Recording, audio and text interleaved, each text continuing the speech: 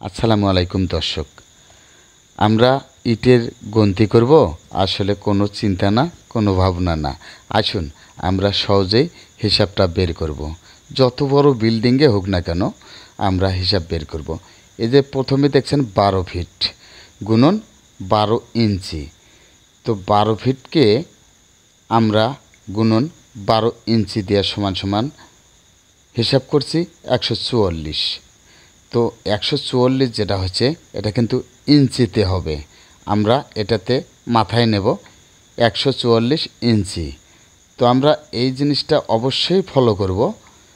12 fit এবং 12 ইঞ্চিতে সমান সমান 144। আবারও পাইছি মেঝে পর্যন্ত ছাদের টপ পর্যন্ত 10 ফিট গাঁথুনি আছে। এই 10 ফিট গুণন 12 ইঞ্চি, তাতে 120 ইঞ্চি।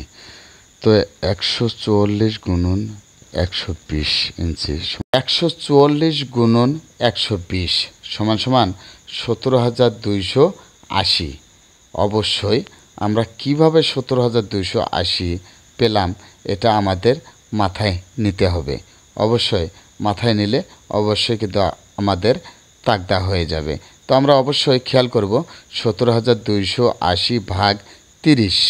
তো আমরা 30 দিলেই কিন্তু আমরা পেয়ে যাব আমাদের 576 ইট।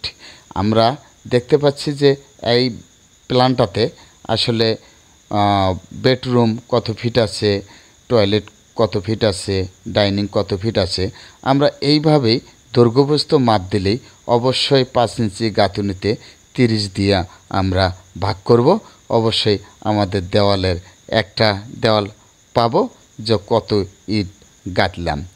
তো আসলে খুব সহজেই হিসাব।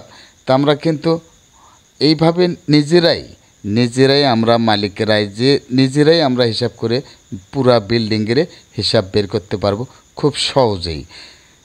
আমরা সবসময় মনে করব কি আসলে মিস্ত্রিরা যেভাবে হিসাব দেয় আসলে ভুলভাল হিসাব দেয়। আসলে ভুলভাল না, অনেক অদক্ষ মিস্ত্রি আছে, তারা কিন্তু সবসময় দেখবেন ওই বাড়িতে কতগুলো ইট গেছে, ওই 3টা রুমে কতগুলো ইট গেছে, বা ওই বিল্ডিংটাতে কতগুলো ইট গেছে আন্দাজে হিসাব দেয়। আসলে তারা কিন্তু এইভাবে হিসাব জানে না। আপনারা ক্যালকুলেটর দিয়ে হিসাব করবেন, আপনারা সঠিক হিসাব পাবেন।